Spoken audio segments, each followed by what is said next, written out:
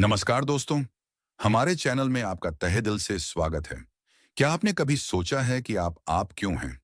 आपकी सोच, आपकी भावनाएं, आपकी यादें, आपका प्यार, आपका गुस्सा, ये सब कहाँ से आता है? सदियों से हमें यह बताया गया है कि हमारे शरीर के अंदर एक आत्मा या मन नाम की कोई रहस्यमयी चीज रहती है। एक तरह का भूत जो इस शरीर रूपी मशीन को चलाता है। लेकिन क्या होगा अगर मैं आपसे कहूं कि यह पूरी कहानी गलत हो सकती है? क्या होगा अगर मैं कहूं कि आपकी चेतना, आपकी आत्मा कोई अदृश्य भूत नहीं, बल्कि आपके शरीर का ही एक हिस्सा है? ठीक वैसे ही जैसे आपका सांस लेना। क्या यह संभव है कि हमारे विचार और भावनाएं हमारे दिमाग और नसों में होने वाली भौतिक प्रक्रियाओं का ही नतीजा है? आज हम एक ऐसी ही साहसी और क्रांतिकारी किताब की दुनिया में गोता लगाने वाले हैं, जिसने पहली बार विज्ञान और दर्शन की दुनिया में इस सवाल को पूरी ताकत से उठाया। इस किताब का नाम है the physical basis of mind, यानी मन का भौतिक आधार। और इसके लेखक हैं 19वीं सदी के एक महान विचारक जॉर्ज हेनरी लुइस।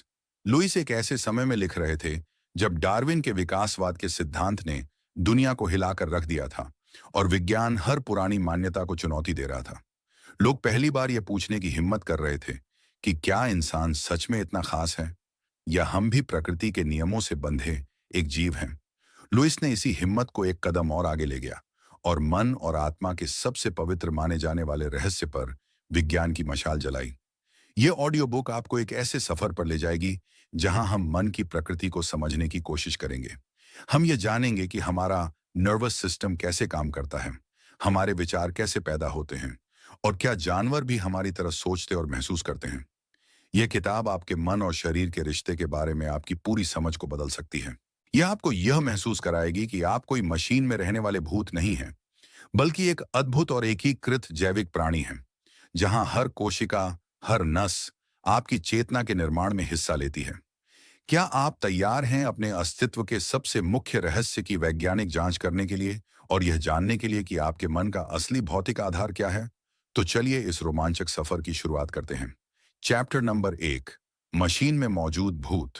मन और शरीर की सदियों पुरानी पहेली। हमारी आज की कहानी की शुरुआत एक बहुत ही गहरे और पुराने सवाल से होती है। एक ऐसा सवाल जो शायद तब से पूछा जा रहा है जब से इंसान ने सोचना शुरू किया है। सवाल है, मैं कौन हूं? क्या मैं यह शरीर हूं जिसे मैं आईने में देखता हूं, या मैं इस शरीर के अंदर रहने वाला कोई और हूं? आप अक्सर लोगों को कहते हुए सुनते होंगे, मेरा शरीर थक गया है, या मेरे मन में एक विचार आया। जब हम ऐसा कहते हैं तो हम अनजाने में ही एक दार्शनिक मान्यता को स्वीकार कर रहे होते हैं।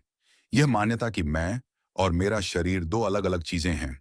जैसे एक ड्राइवर और उसकी कार अलग अलग होते हैं, वैसे ही हम सोचते हैं कि एक मन या आत्मा है जो इस शरीर रूपी वाहन को चला रही है। दर्शन की दुनिया में इस विचार को डुअलिज्म या द्वैतवाद कहा जाता है, और इसे सबसे प्रसिद्ध रूप में दार्शनिक रेने डेकार्ट ने प्रस्तुत किया था। डेकार्ट ने कहा कि दुनिया दो तरह की चीजों से बनी है। एक भौतिक पदार्थ जिससे हमारा शरीर और बाकी दुनिया बनी है, और दूसरा एक सोचने वाला गैर भौतिक पदार्थ जिसे हम मन या आत्मा कहते हैं। यह विचार बहुत आकर्षक है। यह हमें यह विश्वास दिलाता है कि हम सिर्फ मांस और हड्डियों का एक पुतला नहीं है।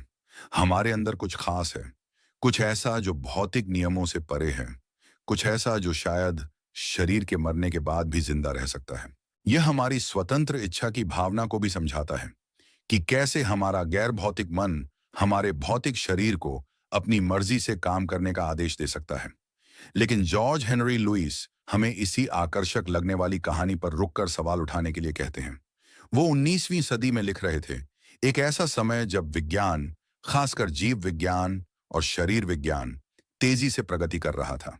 वैज्ञानिक अब मानव शरीर को किसी रहस्यमयी मशीन की तरह नहीं, बल्कि एक समझने योग्य प्रणाली की तरह देख रहे थे। वो नसों का अध्ययन कर रहे थे, दिमाग की संरचना को देख रहे थे, और यह समझने की कोशिश कर रहे थे कि शरीर के अलग अलग हिस्से कैसे काम करते हैं। और इस नई वैज्ञानिक समझ के सामने डेकार्ट का मशीन में मौजूद भूत वाला सिद्धांत बहुत ही अजीब और समस्याग्रस्त लगने लगा था। लुइस ने पूछा, अगर मन और शरीर दो बिल्कुल अलग अलग चीजें हैं, एक गैर भौतिक और दूसरी भौतिक, तो वे एक दूसरे से बात कैसे करते हैं? एक विचार जो कि गैर भौतिक है, आपके हाथ की मांसपेशियों को, जो कि भौतिक हैं, हिलाने का आदेश कैसे दे सकता है? यह तो ऐसा है जैसे किसी भूत का हवा में हाथ हिलाकर एक पत्थर को उठा लेना। भौतिकी के नियम हमें बताते हैं कि किसी भी भौतिक वस्तु को हिलाने के लिए एक भौतिक बल की आवश्यकता होती है। तो यह गैर भौतिक मन कौन सा बल लगाता है? इसी तरह जब आपके पैर में कांटा चुभता है, जो कि एक भौतिक घटना है, तो यह आपके गैर भौतिक मन में दर्द की गैर भौतिक अनुभूति कैसे पैदा करता है? इन दोनों दुनियाओं के बीच का पुल कहाँ है? लुईस कहते हैं कि सदियों से दार्शनिक इस सवाल का कोई संतोषजनक जवाब नहीं दे पाए हैं, और इसका कारण यह है कि शायद यह सवाल ही गलत है। शायद समस्या का हल ये नहीं है कि हम उस रहस्यमयी पुल को खोजें, बल्कि यह मान लें कि ऐसा कोई पुल है ही नहीं, क्योंकि दो अलग अलग किनारे हैं ही नहीं। शायद मन और शरीर दो अलग अलग चीजें हैं ही नहीं। शायद वे एक ही चीज के दो अलग अलग पहलू हैं। यह विचार ही फिजिकल बेसिस ऑफ माइंड का केंद्र है। लुइस हमें यह प्रस्ताव दे रहे थे कि हम मन को एक रहस्यमयी अलौकिक इकाई के रूप में देखना बंद करें और उसे एक प्राकृतिक जैविक घटना के रूप में देखना शुरू करें। यह एक बहुत ही साहसी और उस समय के लिए चौंकाने वाला विचार था। यह धर्म और परंपरा पर सीधा हमला था। यह कहने जैसा था कि आपकी चेतना, आपकी आत्मा, आपके दिमाग और आपकी नसों की जटिल कार्य प्रणाली का ही एक उत्पाद है। यह कहना कि अगर आपके पास एक निश्चित प्रकार का जीवित क्रियाशील नर्वस सिस्टम नहीं है, तो आपके पास मन भी नहीं हो सकता। लुइस हमें एक नई यात्रा पर आमंत्रित कर रहे थे, एक ऐसी यात्रा जो दार्शनिकों के हवा हवाई विचारों से दूर और जीव विज्ञानियों की प्रयोगशाला के करीब थी।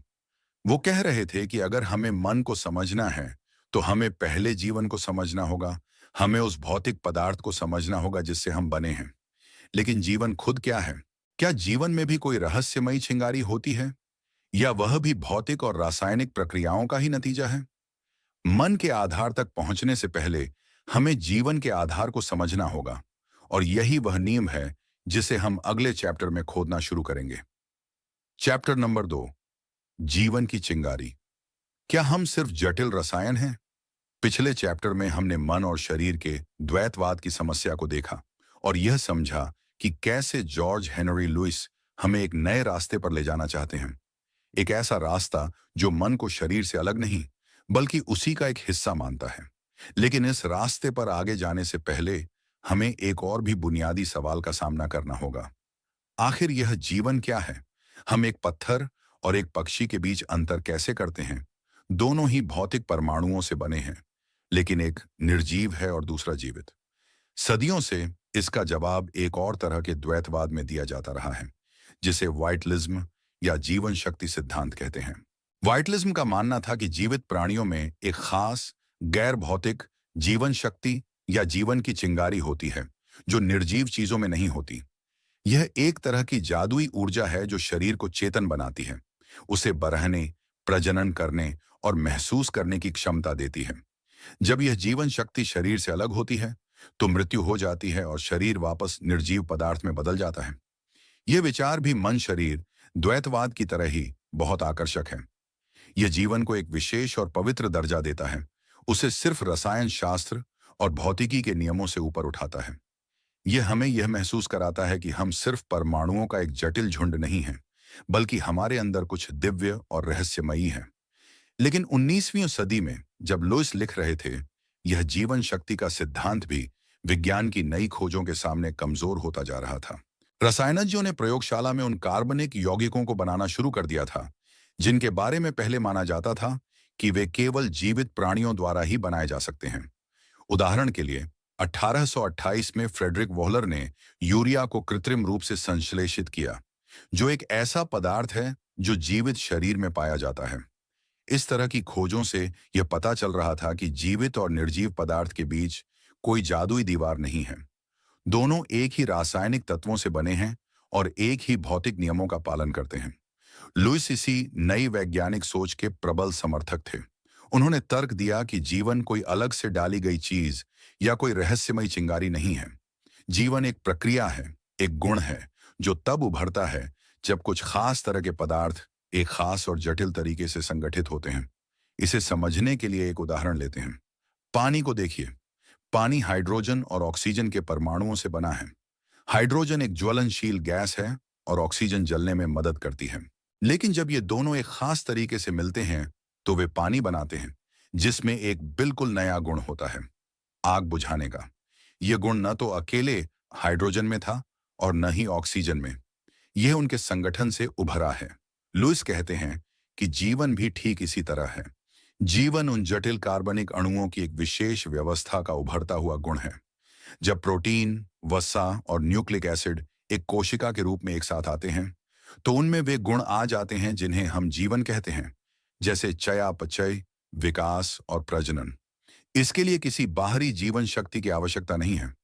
जीवन पदार्थ का ही एक गुण है जब वह एक निश्चित स्तर की जटिलता और संगठन तक पहुंच जाता है। यह एक बहुत ही शक्तिशाली और भौतिकवादी दृष्टिकोण है। यह जीवन के रहस्य को कम नहीं करता, बल्कि उसे और भी अद्भुत बना देता है।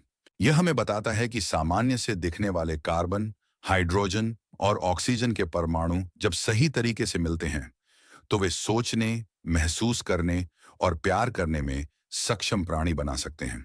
तो अब हम अपने मुख्य विषय यानी मन पर वापस आते हैं। अगर जीवन किसी जादुई चिंगारी का परिणाम नहीं है, बल्कि जटिल पदार्थ का एक गुण है, तो क्या मन के साथ भी ऐसा ही हो सकता है? लुईस का जवाब है हाँ, बिल्कुल। वो कहते हैं कि जैसे जीवन जीवित ऊतकों का एक सामान्य गुण है, वैसे ही मन या चेतना एक खास तरह के जीवित ऊतक यानी तंत्रिका ऊतक का एक विशेष गुण है। मन कोई ऐसी चीज नहीं है जो दिमाग में रहती है, बल्कि मन वह काम है जो एक क्रियाशील और स्वस्थ दिमाग और नर्वस सिस्टम करता है। सोचना, महसूस करना, याद रखना, ये सब हमारे तंत्रिका तंत्र की गतिविधियां हैं। यह हमें एक बहुत ही महत्वपूर्ण निष्कर्ष पर पहुंचाता है। मन को समझने के लिए हमें उस भौतिक तंत्र को समझना होगा जो इसे उत्पन्न करता है। हमें अपने दिमाग की संरचना, अपनी नसों के नेटवर्क और वे कैसे काम करते हैं, इसका अध्ययन करना होगा। हमें दर्शन के आरामदायक कुर्सी से उठकर प्रयोगशाला की मेज पर जाना होगा, जहां हम जीवित प्रणालियों को काम करते हुए देख सकते हैं। लुईस हमें यही करने के लिए आमंत्रित करते हैं। वो हमें हमारे अपने शरीर के अंदर की यात्रा पर ले जाना चाहते हैं, हमारे तंत्रिका तंत्र के जटिल और अद्भुत ब्रह्मांड में, क्योंकि उनका मानना है कि इसी ब्रह्मांड में हमें अपनी चेतना के सभी रहस्यों की चाबी मिलेगी। लेकिन यह तंत्रिका तंत्र है क्या? यह तारों का नेटवर्क कैसे काम करता है जो हमारे हर विचार, हर भावना और हर हरकत को नियंत्रित करता है? इसी आंतरिक टेलीग्राफ सिस्टम की जांच हम अगले चैप्टर में शुरू करेंगे। चैप्टर नंबर 3, हमारा आंतरिक ब्रह्मांड, नर्वस सिस्टम का रहस्यमयी नेटवर्क। अब जब हमने यह स्थापित कर लिया है कि मन को समझने के लिए हमें शरीर को समझना होगा, तो हमारी यात्रा का अगला ठिकाना है मानव शरीर की सबसे जटिल और सबसे रहस्यमयी प्रणाली, हमारा तंत्रिका तंत्र या nervous system. George Henry Lewes के लिए यह प्रणाली ही वह भौतिक आधार है जिस पर मन का पूरा महल टिका है। यह हमारे शरीर के अंदर फैला हुआ एक विशाल और घना नेटवर्क है, एक तरह का जैविक इंटरनेट जो हमारे शरीर के हर हिस्से को एक दूसरे से और बाहरी दुनिया से मिलाता है। आपके इस ऑडियो बुक को सुनने का अनुभव, मेरी आवाज के शब्द, उनका अर्थ और आपके मन में उठने वाले विचार, ये सब इसी नेटवर्क की अविश्वसनीय गतिविधि का परिणाम है। 19वीं सदी के वैज्ञानिकों के लिए तंत्रिका तंत्र एक नई और रोमांचक दुनिया की तरह था जिसकी वे खोज कर रहे थे। माइक्रोस्कोप की मदद से वे अब तंत्रिका कोशिकाओं या न्यूरॉन्स की जटिल संरचना को देख सकते थे। उन्होंने देखा कि यह प्रणाली मुख्य रूप से 2 भागों में बंटी हुई है। केंद्रीय तंत्रिका तंत्र, जिसमें हमारा मस्तिष्क और रीढ़ की हड्डी शामिल है, और परिधीय तंत्रिका तंत्र, जिसमें वे सभी नसें शामिल हैं जो मस्तिष्क और रीढ़ की हड्डी से निकलकर हमारे पूरे शरीर में, हमारी उंगलियों की नोक से लेकर हमारी त्वचा के हर हिस्से तक फैली हुई हैं। इसे आप एक विशाल देश के संचार नेटवर्क की तरह सोच सकते हैं। मस्तिष्क राजधानी दिल्ली की तरह है, जो मुख्य नियंत्रण केंद्र है, जहां सारे मुख्य फैसले लिए जाते हैं, जहां विचार बनते हैं और योजनाएं तैयार होती हैं। रीढ़ की हड्डी एक नेशनल हाईवे की तरह है, जो राजधानी को देश के बाकी हिस्सों से मिलाने वाला मुख्य मार्ग है। और नसें वे छोटी छोटी मार्ग और गलियां हैं जो हर शहर, हर गांव और हर घर तक संदेश ले जाती हैं और वहां से संदेश वापस लाती हैं। जब आप अपने पैर से एक फुटबॉल को किक मारने का फैसला करते हैं, तो यह आदेश आपके मस्तिष्क में पैदा होता है, रीढ़ की हड्डी के हाईवे से नीचे जाता है और फिर नसों की गलियों से होता हुआ आपके पैर की मांसपेशियों तक पहुंचता है। यह सब पलक झपकने से भी कम समय में हो जाता है। लुइस इस प्रणाली की कार्य प्रणाली से बहुत प्रभावित थे। उन्होंने देखा कि यह प्रणाली एक दो तरफा यातायात की तरह काम करती है। कुछ नसें, जिन्हें संवेदी नसें कहते हैं, बाहरी दुनिया से जानकारी लेकर मस्तिष्क तक पहुंचाती हैं। आपकी त्वचा में मौजूद नसें आपको बताती हैं कि कोई चीज गर्म है या ठंडी। आपकी आंखों की नसें प्रकाश की जानकारी मस्तिष्क तक भेजती हैं और आपके कानों की नसें ध्वनि की। यह इनपुट है। फिर मस्तिष्क इस सारी जानकारी को प्रोसेस करता है, उसका अर्थ निकालता है और निर्णय लेता है। इसके बाद वह मोटर नसों के माध्यम से शरीर के बाकी हिस्सों को आउटपुट या आदेश भेजता है, जैसे मांसपेशियों को सिकुड़ने का आदेश या ग्रंथियों को हार्मोन पास करने का आदेश। लुइस के समय में एक बहुत ही लोकप्रिय सिद्धांत था, जिसे रिफ्लेक्स थ्योरी या प्रतिवर्त सिद्धांत कहा जाता था। इस सिद्धांत के अनुसार तंत्रिका तंत्र का अधिकांश कार्य स्वचालित या रिफ्लेक्स होता है। इसका सबसे अच्छा उदाहरण है जब आपका हाथ किसी गर्म चीज पर जाता है और आप बिना सोचे समझे तुरंत उसे पीछे खींच लेते हैं। इस क्रिया में संवेदी जानकारी आपकी त्वचा से केवल रीढ़ की हड्डी तक जाती है और वहीं से हाथ को पीछे खींचने का आदेश सीधे मांसपेशियों को भेज दिया जाता है। संदेश को फैसले के लिए मस्तिष्क तक जाने की जरूरत ही नहीं होती। ये एक तरह का शॉर्टकट है जो हमें खतरे से बचाने के लिए विकसित हुआ है। कई विचारकों का मानना था कि इंसान और जानवर बस इन्हीं रिफ्लेक्स क्रियाओं का एक जटिल संग्रह है। उनका मानना था कि हम सब एक तरह के जैविक रोबोट या ऑटोमेटा हैं, जो बाहरी उत्तेजनाओं पर स्वचालित रूप से प्रतिक्रिया करते हैं। इस दृष्टिकोण में चेतना या मन की कोई खास भूमिका नहीं थी, या शायद वह सिर्फ एक भ्रम था। लेकिन लुइस इस सरल व्याख्या से संतुष्ट नहीं थे। वो मानते थे कि रिफ्लेक्स क्रियाएं कहानी का सिर्फ एक हिस्सा है, सबसे सरल हिस्सा। उन्होंने तर्क दिया कि जब हम सोचते हैं, महसूस करते हैं या कोई जटिल निर्णय लेते हैं, तो कुछ और भी गहरा हो रहा होता है। लुइस का मुख्य तर्क यह था कि हम तंत्रिका तंत्र को सिर्फ एक टेलीग्राफ सिस्टम की तरह नहीं देख सकते, जो बस संदेशों को यहां से वहां भेजता है। उन्होंने कहा कि तंत्रिका ऊतक अपने आप में एक बहुत ही खास और सक्रिय पदार्थ है। उसमें एक मौलिक गुण होता है जिसे उन्होंने सेंसिबिलिटी या संवेदनशीलता कहा। उनका मानना था कि हर तंत्रिका कोशिका, चाहे वह मस्तिष्क में हो या रीढ़ की हड्डी में या उंगली की नोक पर, एक मौलिक स्तर पर महसूस करने की क्षमता रखती है। यह वह कच्चा माल है जिससे मन का निर्माण होता है। जब आपका हाथ गर्म तवे पर जाता है, तो केवल संदेश ही मस्तिष्क तक नहीं जाता। आपकी त्वचा की नसें भी एक आदिम स्तर पर उस गर्मी को महसूस करती हैं। यह एक बहुत ही क्रांतिकारी विचार था। यह कह रहा था कि मन या मानसिक जीवन केवल हमारे सिर के अंदर, हमारे मस्तिष्क तक ही सीमित नहीं है, बल्कि यह हमारे पूरे तंत्रिका तंत्र में फैला हुआ है। हमारा पूरा शरीर एक तरह से सोचता और महसूस करता है। मस्तिष्क निश्चित रूप से सबसे जटिल और उन्नत हिस्सा है, जहां यह संवेदनशीलता चेतना, विचार और आत्म जागरूकता का रूप लेती है। लेकिन नींव यानी महसूस करने की क्षमता पूरे सिस्टम में मौजूद है। यह ऐसा है जैसे एक ऑर्केस्ट्रा में हर वाद्य यंत्र संगीत पैदा करने की क्षमता रखता है, लेकिन जब वे सब एक साथ एक कंडक्टर के निर्देशन में बजते हैं, तभी एक सुंदर और जटिल सिम्फनी का निर्माण होता है। मस्तिष्क वह कंडक्टर है, लेकिन संगीत पूरे ऑर्केस्ट्रा से आ रहा है। लेकिन अगर यह सच है, अगर हमारा पूरा नर्वस सिस्टम महसूस कर सकता है, तो फिर बेहोशी की हालत में क्या होता है?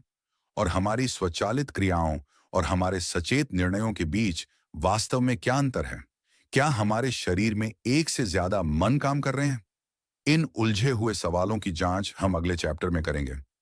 चैप्टर नंबर 4, हमारे भीतर का छिपा हुआ मन, चेतना, बेहोशी और स्वचालित क्रियाएं।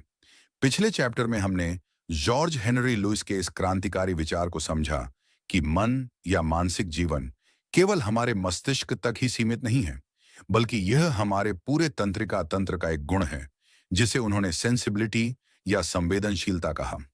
यह विचार हमें एक बहुत ही दिलचस्प सवाल की ओर ले जाता है।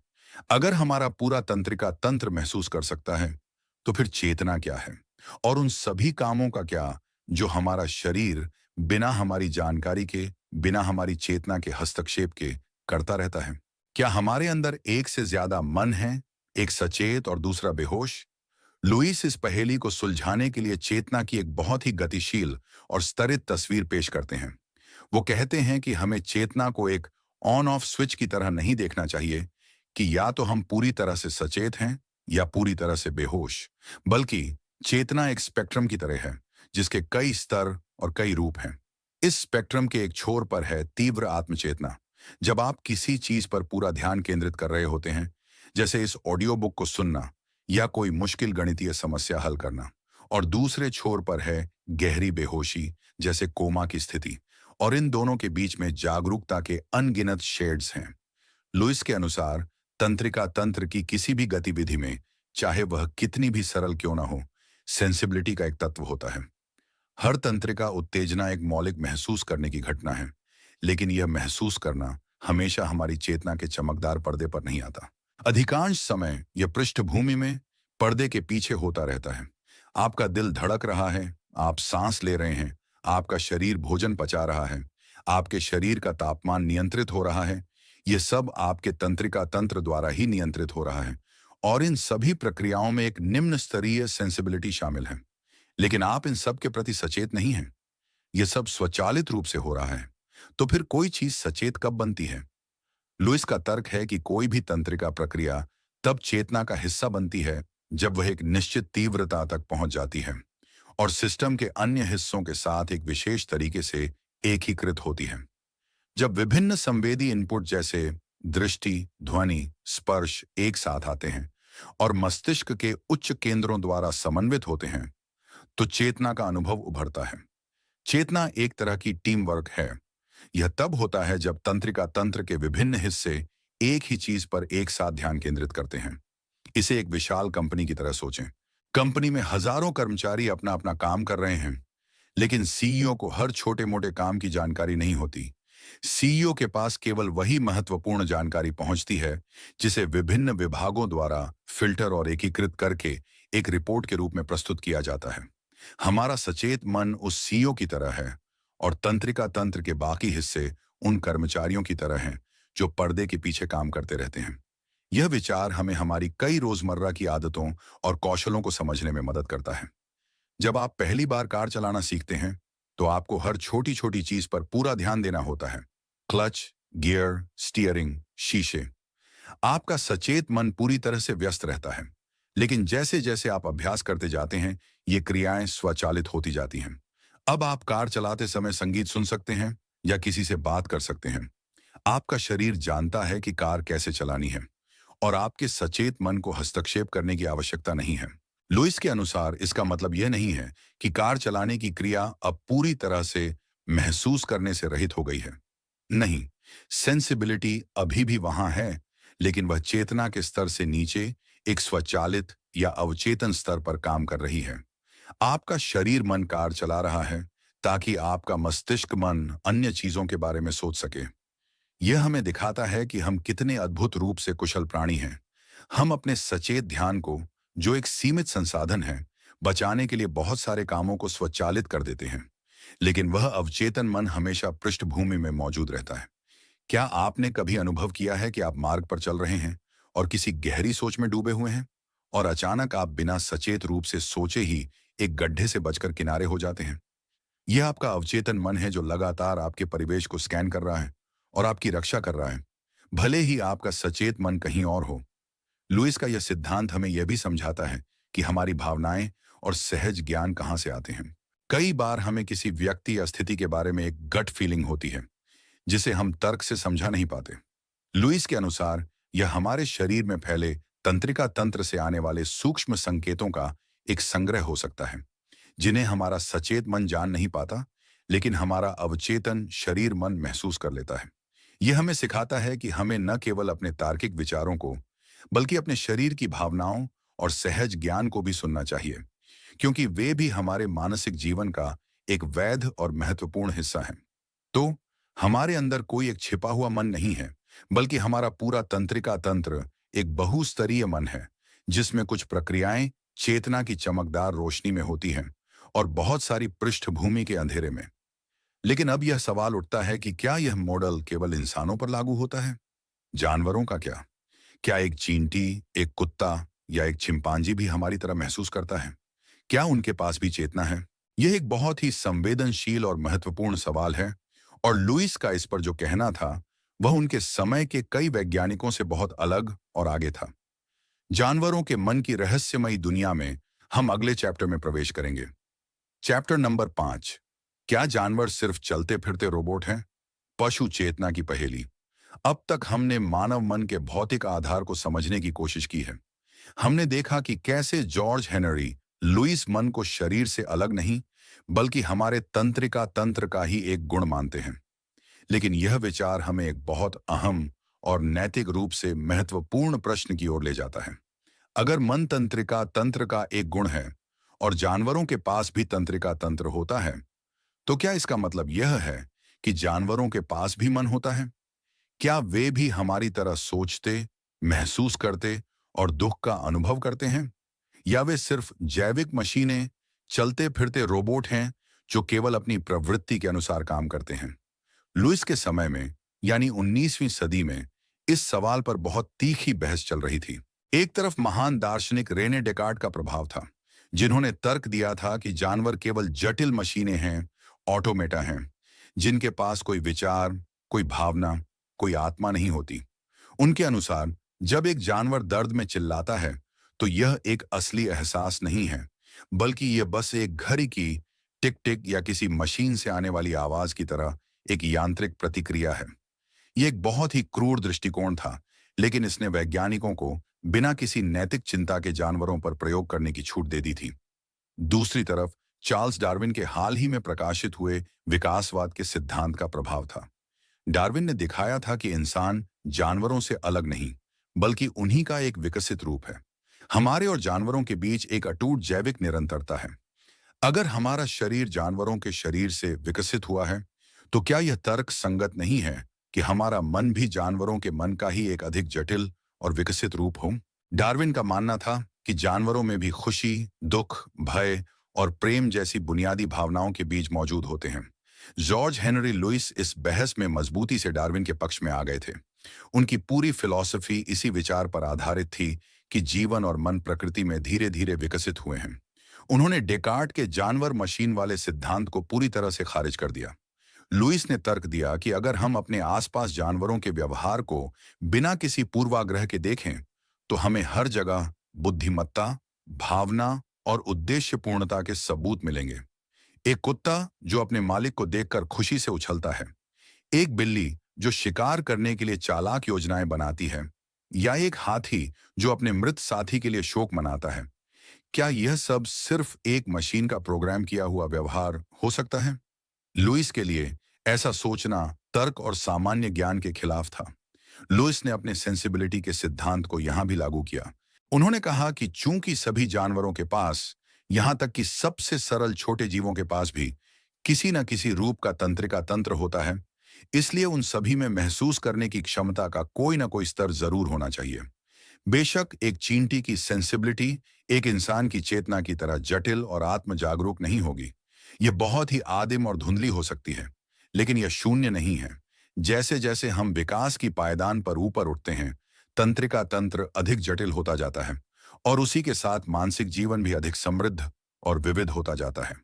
एक मछली का मानसिक जीवन एक चींटी से अधिक जटिल होगा, एक कुत्ते का एक मछली से, और एक इंसान का एक कुत्ते से। यह मात्रा और जटिलता का अंतर है, न कि प्रकार का। यह दृष्टिकोण जानवरों के प्रति हमारे नजरिए को पूरी तरह से बदल देता है।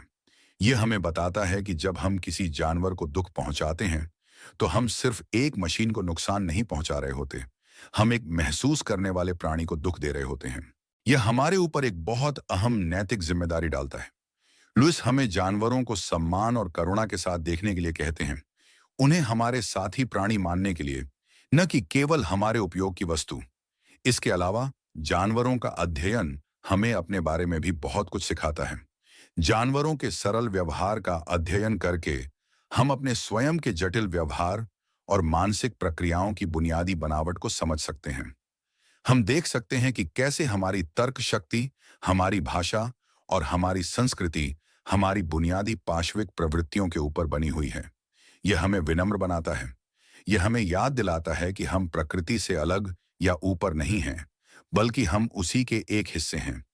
हमारी चेतना कोई जादुई उपहार नहीं है जो अचानक हमें दे दिया गया, बल्कि यह लाखों वर्षों के विकास का परिणाम है, जिसकी मूल हमारे सबसे सरल पूर्वजों के तंत्रिका तंत्र में है।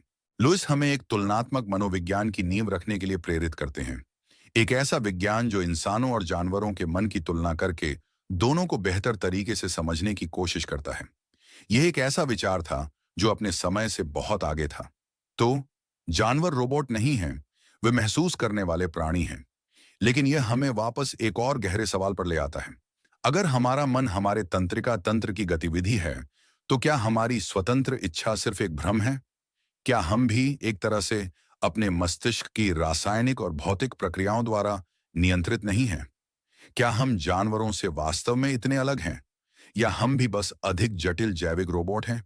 इस परेशान करने वाले सवाल का सामना हम अगले चैप्टर में करेंगे।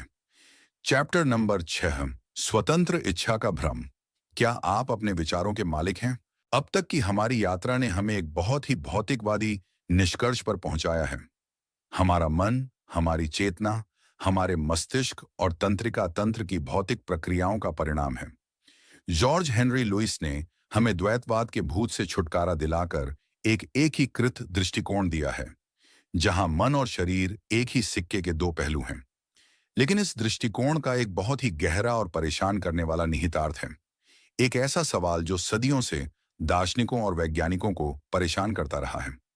अगर हमारे विचार और निर्णय हमारे मस्तिष्क में होने वाली भौतिक घटनाओं का परिणाम है, और भौतिक घटनाएं भौतिकी और रसायन शास्त्र के नियमों का पालन करती हैं, तो फिर स्वतंत्र इच्छा के लिए कोई जगह कहाँ बचती है?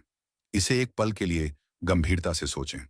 जब आप यह तय करते हैं कि आज शाम को चाय पीनी है या कॉफी, तो आपको लगता है कि यह आपका स्वतंत्र चुनाव है। आपको लगता है कि आप दोनों में से कुछ भी चुन सकते थे। लेकिन एक भौतिकवादी दृष्टिकोण से आपके मस्तिष्क में न्यूरॉन्स की एक श्रृंखला सक्रिय हुई, कुछ रसायनों का आदान प्रदान हुआ, और इन भौतिक प्रक्रियाओं का पूर्व निर्धारित परिणाम यह हुआ कि आपने चाय को चुना।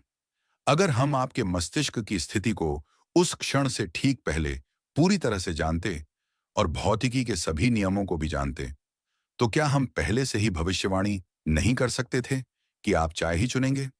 अगर ऐसा है, तो आपकी स्वतंत्रता कहाँ थी?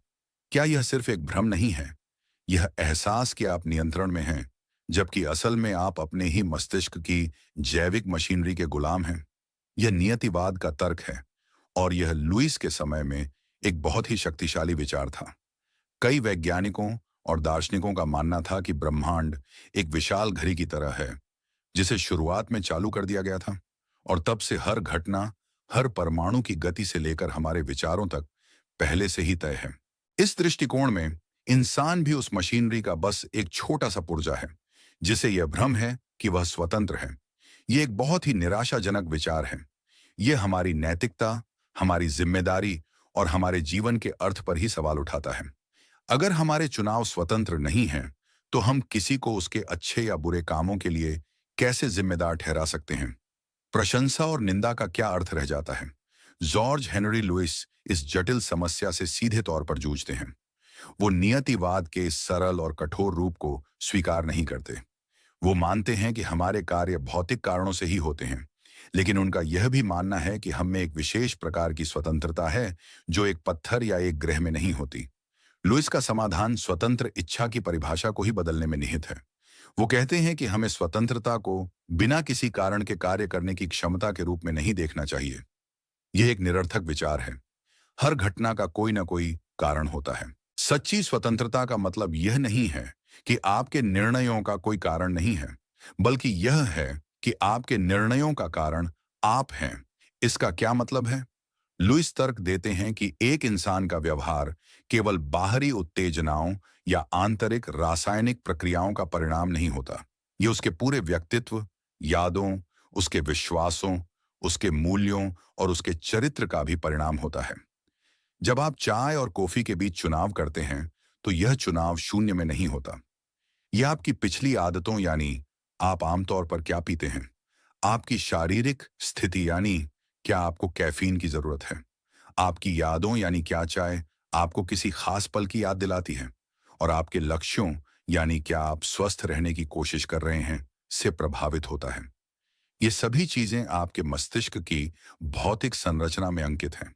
तो जब आपका मस्तिष्क एक निर्णय लेता है, तो यह आप हैं जो निर्णय ले रहे हैं। आपका पूरा जीवन का अनुभव उस एक क्षण में शामिल है। लुईस के लिए स्वतंत्रता का मतलब है आत्मनिर्धारण। एक पत्थर स्वतंत्र नहीं है क्योंकि उसका व्यवहार पूरी तरह से बाहरी ताकतों जैसे गुरुत्वाकर्षण या किसी के द्वारा फेंके जाने से निर्धारित होता है। लेकिन एक इंसान एक हद तक आत्मनिर्धारित है। हमारा व्यवहार हमारे आंतरिक चरित्र और मनोविज्ञान द्वारा निर्धारित होता है, जिसे हमने अपने जीवन के अनुभवों के माध्यम से खुद बनाया है। हमारे पास तर्क करने, भविष्य के बारे में सोचने और अपने आवेगों को नियंत्रित करने की क्षमता है। यह क्षमता हमें जानवरों से भी एक अलग तरह की स्वतंत्रता देती है। एक भूखा शेर जब शिकार देखता है, तो वह अपनी प्रवृत्ति पर कार्य करने के लिए मजबूर होता है। लेकिन एक भूखा इंसान चोरी करने के बजाय भूखा रहना चुन सकता है, क्योंकि उसके पास नैतिक मूल्य और दीर्घकालिक सोच है। तो लुईस के अनुसार आप अपने विचारों के मालिक हैं। वे आपके मस्तिष्क की भौतिक प्रक्रियाओं से उत्पन्न होते हैं। लेकिन आपका मस्तिष्क सिर्फ एक रैंडम मशीन नहीं है। यह आपके जीवन भर के अनुभवों और चुनावों का एक संग्रह है। आप स्वतंत्र हैं क्योंकि आपके कार्य आपकी पहचान और आपके चरित्र को दर्शाते हैं। लेकिन यह हमें एक और अहम जिम्मेदारी भी देता है। इसका मतलब है कि हम अपने चरित्र को आकार दे सकते हैं। हम अपनी आदतों को बदल सकते हैं। हम नई चीजें सीख सकते हैं और हम सचेत रूप से एक बेहतर इंसान बनने का चुनाव कर सकते हैं। हर बार जब आप एक अच्छा चुनाव करते हैं, तो आप सचमुच अपने मस्तिष्क को कुछ बदल रहे होते हैं और भविष्य में अच्छे चुनाव करने की संभावना को अधिक कर रहे होते हैं। यह एक बहुत ही सशक्त विचार है। यह हमें कठोर नियतिवाद की निराशा और बिना कारण वाली स्वतंत्रता के भ्रम के बीच एक मध्य मार्ग दिखाता है। यह विज्ञान और मानवीय जिम्मेदारी को एक साथ लाता है। लेकिन इस आत्मनिर्धारण को प्राप्त करने के लिए हमें पहले खुद को समझना होगा। हमें यह समझना होगा कि हमारा मन कैसे काम करता है। तो फिर सवाल उठता है कि मन का अध्ययन करने का सबसे अच्छा तरीका क्या है? क्या हम इसे केवल बाहर से एक वैज्ञानिक की तरह मस्तिष्क को देखकर समझ सकते हैं, या हमें अंदर से अपने स्वयं के अनुभवों का विश्लेषण करके भी इसे समझना होगा? इन दो दृष्टिकोणों के बीच की बहस पर हम अगले चैप्टर में चर्चा करेंगे। चैप्टर नंबर 7, मन को कैसे जाने, बाहर से देखना या अंदर से झांकना। अब हम अपनी यात्रा के एक बहुत ही महत्वपूर्ण पद्धतिगत सवाल पर आ पहुंचे हैं। अगर हम जॉर्ज हेनरी लुईस के इस दावे को स्वीकार करते हैं कि मन तंत्रिका तंत्र की एक जैविक प्रक्रिया है, तो अगला तार्किक सवाल यह है कि हमें इस प्रक्रिया का अध्ययन कैसे करना चाहिए। मनोविज्ञान यानी मन का विज्ञान बनाने के लिए हमें कौन से तरीके अपनाने चाहिए? लुईस के समय में इस पर दो बिल्कुल विपरीत विचार रखने वाले खेमे थे और उनकी बहस आज भी किसी न किसी रूप में जारी है। पहला खेमा था वस्तुनिष्ठ वैज्ञानिकों का। ये वे लोग थे जिनमें से कई शरीर विज्ञानी और भौतिक विज्ञानी थे, जो मानते थे कि सच्चा विज्ञान केवल उन चीजों का हो सकता है जिन्हें हम बाहर से देख सकते हैं, माप सकते हैं और तौल सकते हैं। उनके लिए मन का अध्ययन करने का एकमात्र वैज्ञानिक तरीका था मस्तिष्क और तंत्रिका तंत्र का अध्ययन करना। हमें दिमाग का वजन करना चाहिए, उसकी संरचना को माइक्रोस्कोप के नीचे देखना चाहिए, जानवरों के दिमाग पर प्रयोग करने चाहिए और यह देखना चाहिए कि दिमाग के किस हिस्से को नुकसान पहुंचने पर व्यवहार में क्या बदलाव आता है। इस दृष्टिकोण के अनुसार चेतना, भावना और विचार जैसे व्यक्तिपरक अनुभव वैज्ञानिक अध्ययन के लिए उपयुक्त विषय नहीं थे, क्योंकि उन्हें कोई दूसरा व्यक्ति सीधे तौर पर नहीं देख सकता। आप ये तो देख सकते हैं कि कोई व्यक्ति रो रहा है, यानी वस्तुनिष्ठ तथ्य, लेकिन आप उसके दुख को सीधे तौर पर महसूस नहीं कर सकते, यानी व्यक्तिपरक अनुभव। दूसरा खेमा था आत्मनिष्ठ दार्शनिकों और विचारकों का। ये लोग मानते थे कि मन की सबसे आवश्यक सच्चाई हमारे आंतरिक अनुभव में निहित है। उनका कहना था कि आप मस्तिष्क के बारे में सब कुछ जान सकते हैं, हर न्यूरॉन की गतिविधि को ट्रैक कर सकते हैं, लेकिन फिर भी आप यह नहीं जान पाएंगे कि लाल रंग देखना कैसा लगता है, या चॉकलेट का स्वाद कैसा होता है, या प्यार में होने का क्या मतलब है। मन को समझने का एकमात्र सीधा रास्ता है आत्मनिरीक्षण, यानी अपने स्वयं के विचारों, भावनाओं और संवेदनाओं की धारा को ध्यान से देखना और उसका विश्लेषण करना। सदियों से दार्शनिक यही करते आए थे। उनके लिए मस्तिष्क का अध्ययन करना मन को समझने के लिए अप्रासंगिक था, जैसे किसी कंप्यूटर के संगीत को समझने के लिए उसके हार्डवेयर को देखना। जॉर्ज हेनरी लुइस ने इन दोनों चरम दृष्टिकोणों के बीच एक पुल बनाने की कोशिश की। वो पहले विचारकों में से एक थे जिन्होंने तर्क दिया कि एक संपूर्ण मनोविज्ञान के लिए हमें इन दोनों तरीकों की आवश्यकता है। उन्होंने दोनों खेमों की सीमाओं को पहचाना। उन्होंने माना कि केवल आत्मनिरीक्षण पर निर्भर रहना खतरनाक हो सकता है। हमारा मन हमें धोखा दे सकता है, हम अपने पूर्वाग्रहों से प्रभावित हो सकते हैं, और हम अक्सर अपने व्यवहार के असली कारणों से अनजान होते हैं। हम यह तो महसूस कर सकते हैं कि हमें गुस्सा आ रहा है, लेकिन हम शायद यह नहीं जानते कि यह गुस्सा हमारे मस्तिष्क में किसी रासायनिक असंतुलन या बचपन के किसी भूले हुए अनुभव के कारण है। इसलिए हमें अपने आंतरिक अनुभव को बाहरी वस्तुनिष्ठ टिप्पणियों के साथ जांचना और संतुलित करना होगा। दूसरी ओर लुइस ने यह भी तर्क दिया कि केवल वस्तुनिष्ठ विज्ञान पर निर्भर रहना भी हमें मन की पूरी तस्वीर कभी नहीं दे सकता। उन्होंने कहा कि चेतना एक वास्तविक घटना है और इसे सिर्फ इसलिए नजरअंदाज नहीं किया जा सकता क्योंकि इसे मापना मुश्किल है। एक वैज्ञानिक जो चेतना के अस्तित्व को ही नकारता है, वह उस सबसे महत्वपूर्ण डेटा को फेंक रहा है जो उसके पास है, उसका अपना अनुभव। लुइस ने कहा कि मनोविज्ञान का अनूठा चरित्र ही यही है कि इसमें अध्ययन का विषय यानी मन और अध्ययन का उपकरण यानी वैज्ञानिक का अपना मन एक ही है। इसलिए हमें इस अनूठी स्थिति को एक समस्या के रूप में नहीं, बल्कि एक अवसर के रूप में देखना चाहिए। लुइस ने एक दोहरी पहलू वाली पद्धति का प्रस्ताव रखा। मस्तिष्क और व्यवहार का अध्ययन एक बाहरी दर्शक के रूप में करना चाहिए, यानी वस्तुनिष्ठ दृष्टिकोण, और साथ ही हमें अपने स्वयं के सचेत अनुभवों का सावधानीपूर्वक विश्लेषण करना चाहिए, यानी आत्मनिष्ठ दृष्टिकोण। और फिर हमें इन दोनों दृष्टिकोणों से प्राप्त जानकारियों को एक साथ लाने की कोशिश करनी चाहिए, यह देखने के लिए कि वे एक दूसरे को कैसे रोशन करते हैं। उदाहरण के लिए, एक न्यूरोसाइंटिस्ट किसी व्यक्ति को एक डरावनी फिल्म दिखाते समय उसके मस्तिष्क की गतिविधि को एमआरआई स्कैनर में देख सकता है, यानी वस्तुनिष्ठ। साथ ही वह उस व्यक्ति से यह भी पूछ सकता है कि वह फिल्म देखते समय क्या महसूस कर रहा था, उसके मन में क्या विचार आ रहे थे, यानी आत्मनिष्ठ। इन दोनों जानकारियों को मिलाकर ही हम भय की भावना की एक संपूर्ण वैज्ञानिक समझ बना सकते हैं। यह दृष्टिकोण आज के आधुनिक मनोविज्ञान और तंत्रिका विज्ञान की नींव है। आज के शोधकर्ता ठीक यही करते हैं। वे मस्तिष्क इमेजिंग, व्यवहारिक प्रयोगों और व्यक्तिपरक रिपोर्टों को मिलाकर मन की एक समृद्ध और अधिक सटीक तस्वीर बनाने की कोशिश करते हैं। लुइस ने हमें सिखाया कि मन को समझने के लिए हमें कठोर और लचीला दोनों होना होगा। हमें वैज्ञानिक सटीकता की आवश्यकता है, लेकिन हमें मानवीय अनुभव की समृद्धि और जटिलता के प्रति भी खुला रहना होगा। लेकिन मन को समझना केवल एक अकादमिक व्यायाम नहीं है, इसके बहुत ही वास्तविक और व्यावहारिक निहितार्थ हैं। हमारी शिक्षा प्रणाली, हमारी मानसिक स्वास्थ्य प्रणाली और यहाँ तक कि हमारे सामाजिक और राजनीतिक संस्थान भी इस बात पर आधारित हैं कि हम मन को कैसे समझते हैं। अगर हम मन की प्रकृति को बेहतर तरीके से समझ सकते हैं, तो क्या हम एक बेहतर और अधिक दयालु समाज नहीं बना सकते? लुइस का मानना था कि हाँ, हम बना सकते हैं, और कैसे, ये हम अगले चैप्टर में देखेंगे। चैप्टर नंबर 8, समाज का मन। हमारा परिवेश हमारी चेतना को कैसे बनाता है? अब तक हमने मन को एक व्यक्तिगत जैविक घटना के रूप में देखा है, जो एक व्यक्ति के तंत्रिका तंत्र में निहित है। जॉर्ज हेनरी लुइस ने हमें मन के भौतिक आधार को समझने में मदद की है। लेकिन लुइस एक बहुत ही व्यापक विचारक थे, और वो जानते थे कि कहानी यहीं खत्म नहीं होती। वो समझते थे कि एक इंसान का मन केवल उसके मस्तिष्क और शरीर से ही नहीं, बल्कि उसके आसपास की दुनिया, उसके समाज, उसकी संस्कृति और उसके इतिहास से भी गहराई से आकार लेता है। इस चैप्टर में हम लुइस के एक और बहुत ही दूरदर्शी विचार की जांच करेंगे। यह विचार कि मन केवल एक व्यक्तिगत संपत्ति नहीं है, बल्कि यह एक सामाजिक उत्पाद भी है। सोचकर देखिए, आप आज जो कुछ भी हैं, आपकी भाषा, आपके विश्वास, आपके मूल्य, आपके सपने, इनमें से कितना कुछ सच में आपका है और कितना कुछ आपको आपके समाज ने दिया है। आप हिंदी बोलते हैं क्योंकि आप एक ऐसे समाज में पले हैं जहां हिंदी बोली जाती है।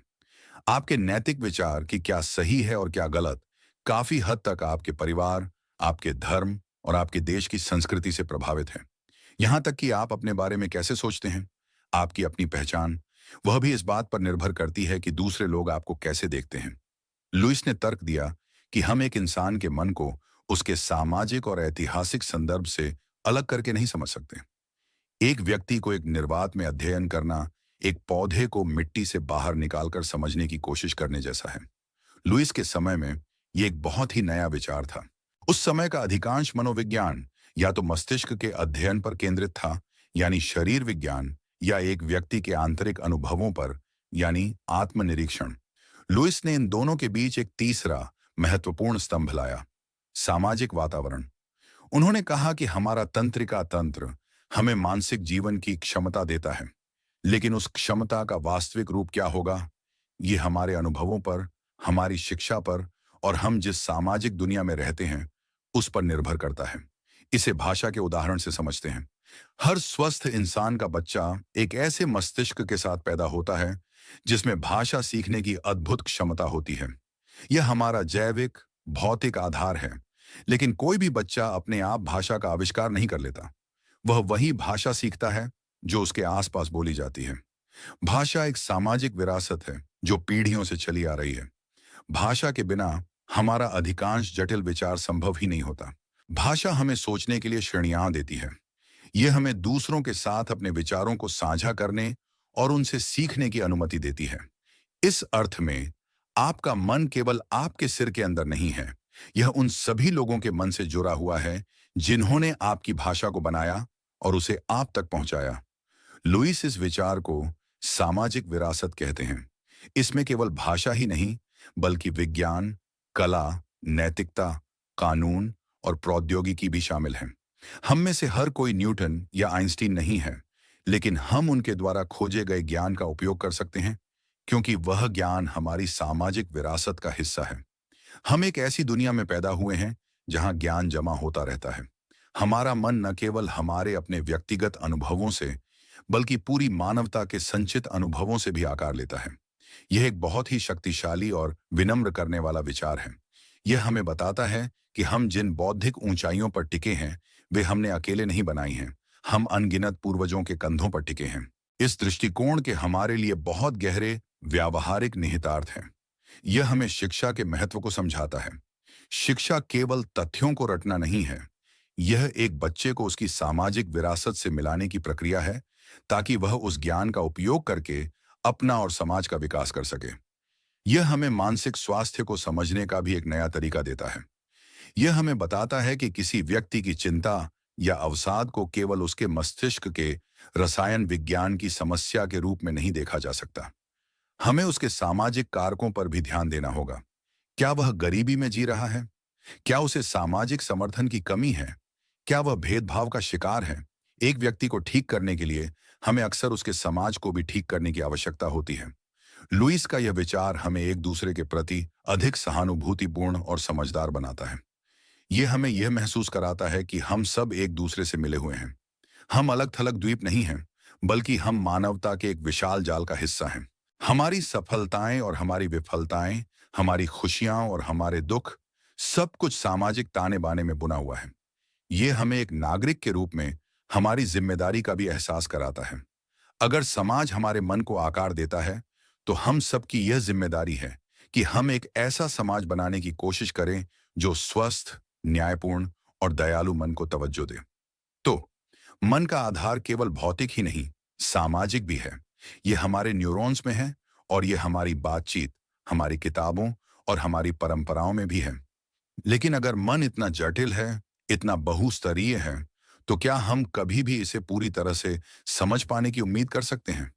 क्या मन का एक अंतिम विज्ञान संभव है? लुइस का इस पर क्या मानना था और उनकी विरासत आज के आधुनिक विज्ञान के लिए क्या मायने रखती है? यह हम अपने अगले चैप्टर में जानेंगे। चैप्टर नंबर 9, मन का विज्ञान। क्या हम कभी अपनी चेतना के रहस्य को सुलझा पाएंगे? हम अपनी इस लंबी और गहरी यात्रा में जॉर्ज हेनरी लुइस के विचारों के लगभग हर कोने को खंगाल चुके हैं।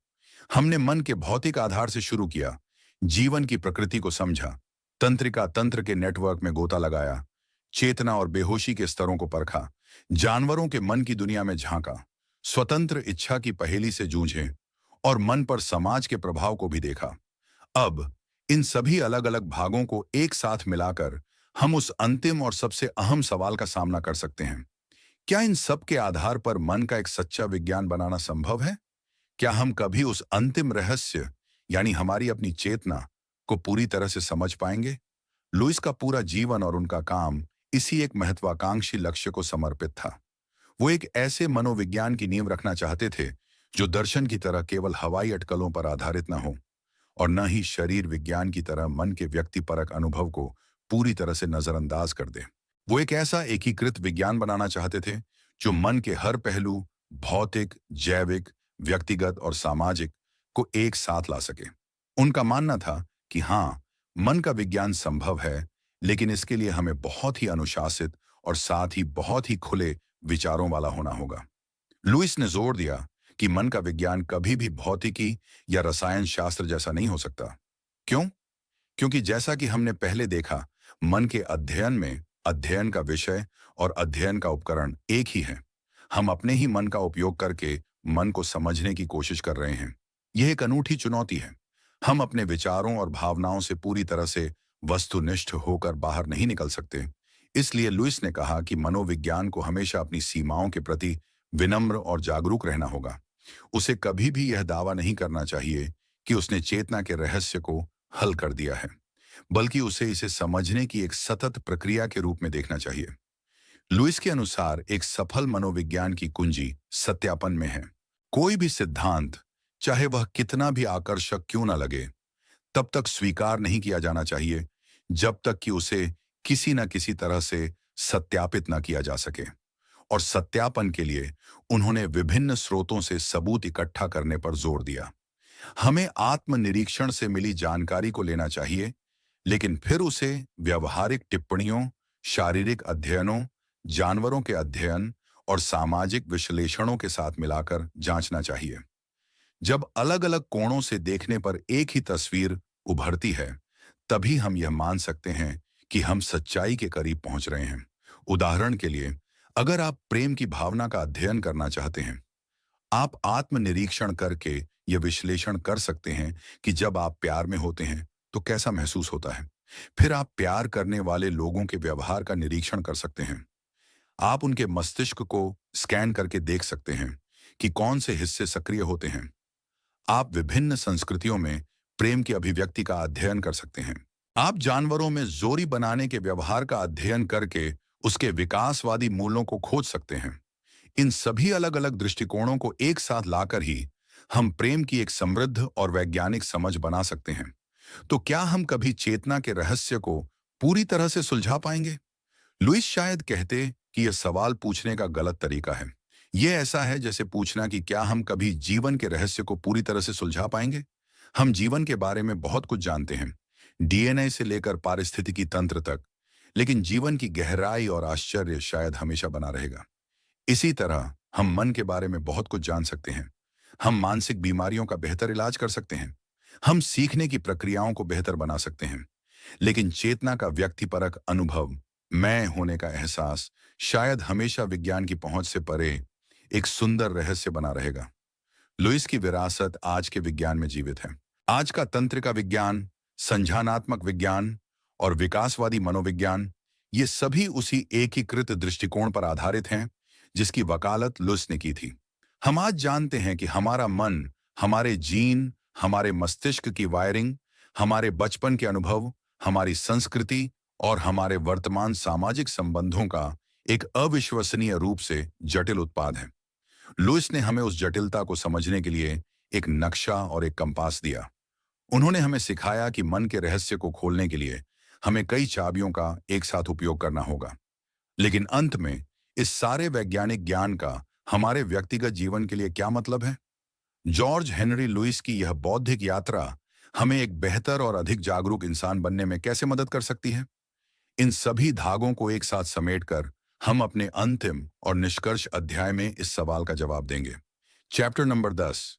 आप सिर्फ एक दिमाग नहीं हैं, आप एक पूरा शरीर हैं। लुइस की सीख आज की जिंदगी के लिए।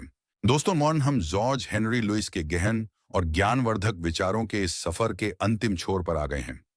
हमने मशीन में मौजूद भूत के विचार को चुनौती दी, जीवन और मन के भौतिक आधार को समझा और यह जाना कि हमारी चेतना केवल हमारे मस्तिष्क ही नहीं, बल्कि हमारे पूरे शरीर, हमारे समाज और हमारे इतिहास की एक उपज है। ये एक जटिल लेकिन बेहद रोमांचक तस्वीर है। लेकिन इस सारी जानकारी का हमारी रोजमर्रा की जिंदगी के लिए क्या मतलब है? हम इस 19वीं सदी के विचारक से आज क्या व्यावहारिक सीख ले सकते हैं? लुइस से मिलने वाली पहली और सबसे गहरी सीख है, अपने शरीर की सुने। हम एक ऐसी संस्कृति में रहते हैं जो अक्सर दिमाग को शरीर से ऊपर रखती है।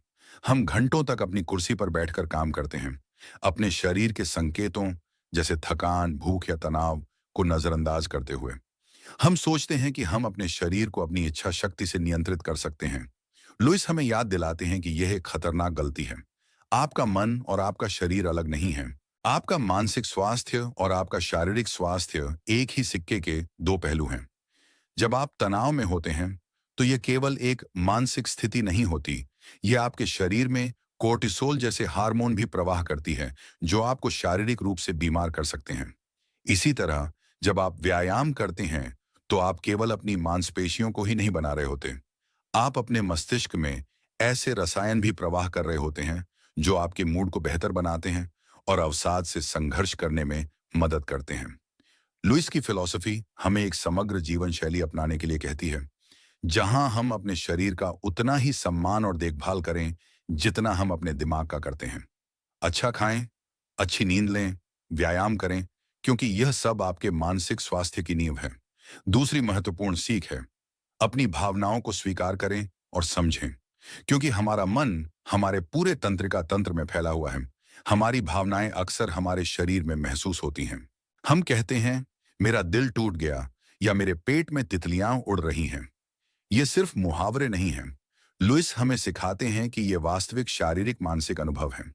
अपनी भावनाओं को दबाने या नजरअंदाज करने के बजाय हमें उन्हें महसूस करने की अनुमति देनी चाहिए और यह समझने की कोशिश करनी चाहिए कि हमारा शरीर हमें क्या बताने की कोशिश कर रहा है। आपकी गट फीलिंग या सहज ज्ञान अक्सर आपके शरीर द्वारा इकट्ठा की गई उन सूक्ष्म जानकारियों का परिणाम होता है, जिन्हें आपका सचेत मन जान नहीं पाता। अपने शरीर के ज्ञान पर भरोसा करना सीखें। तीसरी सीख है, आप अपने पर्यावरण के उत्पाद हैं, इसलिए अपने पर्यावरण को बुद्धिमानी से चुनें। लुइस ने हमें दिखाया कि हमारा समाज और हमारा माहौल हमारे मन को कितना गहरा आकार देते हैं। इसका मतलब है कि हमें इस बारे में सचेत रहना चाहिए कि हम किस तरह की जानकारी का उपभोग करते हैं, किस तरह के लोगों के साथ समय बिताते हैं और किस तरह के माहौल में रहते हैं। अगर आप लगातार नकारात्मक समाचारों और विषाक्त सोशल मीडिया से घिरे रहते हैं, तो यह अनिवार्य रूप से आपके मानसिक स्वास्थ्य पर नकारात्मक प्रभाव डालेगा। दूसरी ओर, यदि आप सहायक और सकारात्मक लोगों के साथ रहते हैं, प्रकृति में समय बिताते हैं और नई चीजें सीखते हैं, तो आप एक स्वस्थ और लचीले मन का पोषण करेंगे। यह हमें निष्क्रिय उपभोक्ता होने के बजाय अपने मानसिक वातावरण का एक सक्रिय वास्तुकार बनने की शक्ति देता है। और अंत में चौथी सीख है, खुद के और दूसरों के प्रति दयालु बने।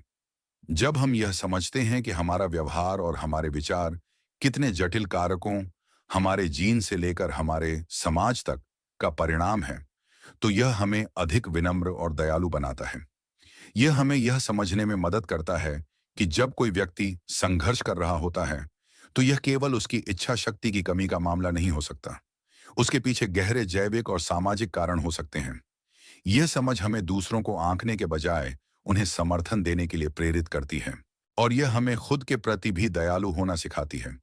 हम सब अपूर्ण प्राणी हैं जो लगातार विकसित हो रहे हैं। अपनी गलतियों के लिए खुद को माफ करना और यह जानना कि हम हमेशा बेहतर बनने की कोशिश कर सकते हैं, एक स्वस्थ मानसिक जीवन का एक महत्वपूर्ण हिस्सा है। जॉर्ज हेनरी लुइस का the physical basis of mind सिर्फ एक पुरानी वैज्ञानिक किताब नहीं है। यह जीवन जीने के एक तरीके का दर्शन है। यह हमें याद दिलाता है कि हम अद्भुत रूप से जटिल, एकीकृत और आपस में मिले हुए प्राणी हैं। हम कोई मशीन में रहने वाले भूत नहीं हैं।